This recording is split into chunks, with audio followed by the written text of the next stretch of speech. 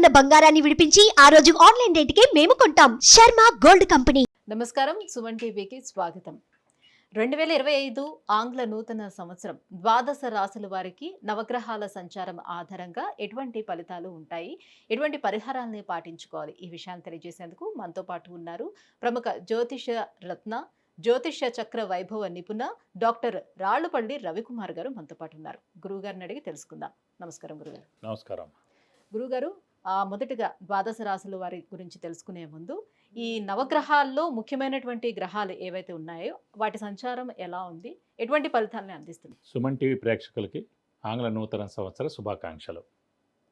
శరదిందు సమాకారే పరబ్రహ్మ స్వరూపిణి వాసరాపీఠ నిలయే సరస్వతి నమోస్తుతే. ఇది మనం న్యూ ఇయర్ గురించే చెప్పుకుంటాం. న్యూ ఇయర్ అంటే మనకి జనవరి 1, 2025 నుంచి డిసెంబర్ దాకా అనుకోండి. సో ఇదే ఉగాది ఫలితాలు కాదండి. సో ప్రేక్షకులు మీరు కూడా తెలుసుకోండి, ఎందుకంటే మనకి ఉగాది వచ్చేది ఇంకా చాలా టైం ఉంది, మనకి ఏప్రిల్ నుంచి అనుకోండి. సో ఉగాది ఫలితాలు మళ్ళీ మనం చెప్పుకుందాం. ఇందాక చాలామంది ప్రేక్షకుల కోరికపై న్యూ ఇయర్గా ఎలా ఉంటుంది ఈ ఏడాది అంతా అనేది చెప్పుకుందాం. మనకి మెయిన్ 4 గ్రహాలండి. ఒకటి గురువు, ఒకటి శని, ఒకటి రాహు, ఒకటి కేతు. మిగతా 5 కూడా గ్రహాలే. చంద్రుడు అనుకోండి ప్రతిరోజు ఒక నక్షత్రం నుంచి ఇంకో నక్షత్రం మారిపోతాడు. సో ప్రతిరోజు మనం చెప్పుకోలేం జాతకం అనేది.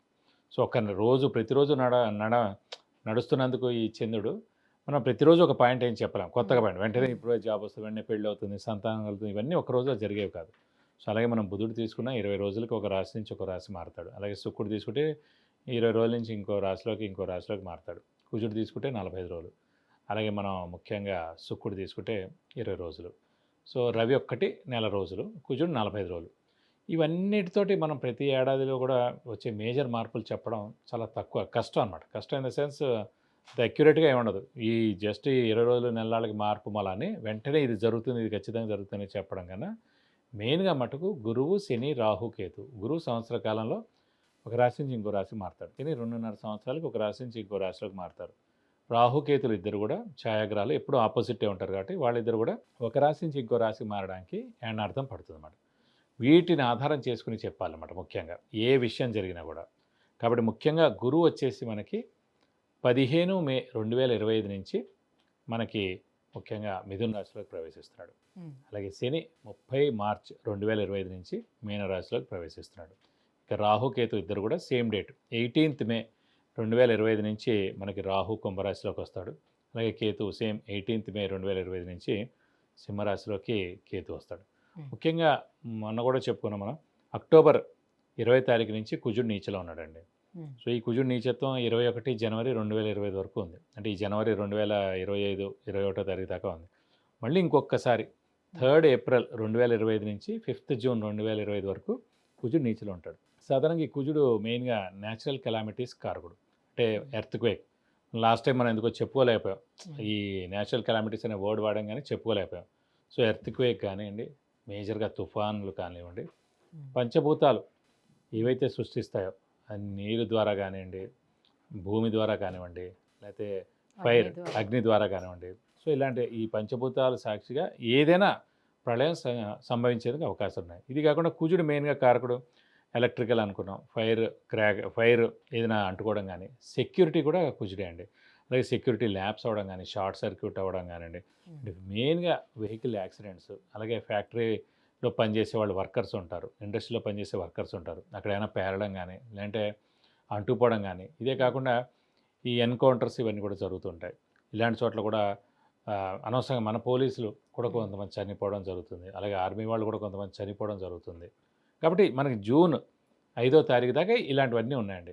ఏప్రిల్ నుంచి జూన్, ఏప్రిల్ ముఖ్యంగా ఏంటంటే జనవరి 21వ తారీఖు దాకా ఉంది. ఆల్రెడీ మనకి 21 అక్టోబర్ నుంచి స్టార్ట్ అయింది 2024 నుంచి జనవరి 21, 2025 వరకు ఉంది. ఇది కాకుండా 3rd ఏప్రిల్ 2025 నుంచి 5th జూన్ 2025 వరకు కూడా కుజుడు నీచలో ఉంటాడు. మళ్ళీ ఇది దాటిపోతే కనుక ఇంకా ఎలాంటి ఇబ్బందులు ఉండమాట. ఇవ్వండి ముఖ్యంగా మెయిన్గా రాహు, కేతు, గురు, శని మనకి ఎక్కడెక్కడ సంచరిస్తారో మెయిన్గా ఈ 2025 సంవత్సరంలో ఇలా ఉంటుంది. గురుగారు, మరి మేషరాశి వారికి ఈ నవగ్రహాల్లో ముఖ్యమైనటువంటి గ్రహాలు గురువు, శని, రాహు, కేతువులు సంచారం ఎలా ఉంది, ఎటువంటి ఫలితాలను అందిస్తున్నాయి ఈ 2025 సంవత్సరానికి? తప్పకుండా అమ్మా. మేషరాశి అనగానే మనకి అశ్విని 1, 2, 3, 4 పాదాలు, భరణి 1, 2, 3, 4 పాదాలు, కృత్తిక 1వ పాదం, ఈ నక్షత్రాల సమూహం మనకి మేషరాశిలోకి వస్తుంది. ఈ రాశి వారికి ప్రస్తుతం అయితే అంటే గురుబలం బాగానే ఉంది. అంటే మనం ఇందాక కూడా చెప్పుకున్నాం 15th మే దాకా 15th మే నుంచి మళ్ళీ గురుబలం తగ్గిపోతుంది. కాబట్టి అలాగే శని బలం కూడా ఇప్పుడు గురుబలం చాలా బాగుందండి ద్వితీయ స్థానంలో ఉండడం వల్లనే. ఇలా కుటుంబ స్థానం, నేత్రస్థానం, వాక్స్థానం, ధనస్థానం అని అంటారన్నమాట ద్వితీయ స్థానం. కాబట్టి కుటుంబం ఏర్పడుతుంది, ధనం బాగా వస్తుంది, అలాగే నేత్రం బాగుంటుంది. నేత్రం ఇన్ ద సెన్స్ ఆరోగ్యం చాలా బాగుంటుందని. అలాగే వాక్ కూడా బాగుంటుంది. వాక్తోటే కదా మనకి మాటతోటే కదా ఏదైనా సరే మంచి ఆ. చేకూర్చుకున్నా కూడా, ఉమ్. ధనం సంపాదించినా కూడా, పేరు సంపాదించిన ఏదైనా సరే మన మాట బాగుంటే అన్నీ బాగున్నట్టే మనం. సో ఇవన్నీ కూడా చాలా బాగుంటాయి. ముఖ్యంగా ఎందుకంటే గురుబలం మనకి 15th మే దాకా ఉంది కాబట్టి. అలాగే మళ్ళీ 30th మార్చి నుంచి ఏంటంటే మనకి ఏళ్ళు నడిచిన స్టార్ట్ అయిపోతుంది. కాబట్టి ఏదైనా సరే మీరు బాగా కష్టపడండి. విద్యార్థులకి ఉన్నత అవకాశం ఉంది ఈ సంవత్సరం. అంటే మెయిన్గా పోటీ పరీక్షలు, కాంపిటేటివ్ ఎగ్జామ్స్ రాయడం కానీ, ఇలా ఎంసెట్ రాయడం కానీ, నీట్ రాయడం కానీ, అంటే సివిల్స్ రాయడం కానీ, గవర్నమెంట్ జాబ్ గ్రూప్ 1 కానీ, గ్రూప్ 2 కానీ, ఏవైనా సరే ఎగ్జామ్స్ రాయడానికి మెయిన్గా కాంపిటేటివ్ ఎగ్జామ్స్ కానివ్వండి, గవర్నమెంట్ ఎగ్జామ్స్ కానివ్వండి, మెయిన్గా ఈ సెట్స్ ఏవైతే ఉన్నాయో అన్ని స్టేట్స్లో ఎవరికైనా సరే ఇండియా మొత్తం నేను చెప్తున్నమాట. కాబట్టి ఇవన్నిటికి కూడా గురుబలం చాలా ఇంపార్టెంట్. అలాగే దాని తోడు మనకి శని బలం కూడా ఉంటే ఇంకా చాలా బాగుంది. కానీ మేష రాశి వారికి మనకి ముఖ్యంగా 15th మే దాకా చాలా అత్యద్భుతంగా ఉంది కాబట్టి విద్యార్థులారా వేస్ట్ చేయకండి సమయం. ఇది సరైన సమయం అన్నమాట. చాలా ఉన్నతమైన సమయం మేషరాశి వారికి. ఎందుకంటే గురు, శని, రాహు, కేతు నలుగురు కూడా ప్రస్తుతానికి చాలా బాగున్నారు కాబట్టి మనకి 15th మే దాకా ఇంకా అత్యద్భుతంగా ఉంది కాబట్టి చాలా బాగా కష్టపడండి.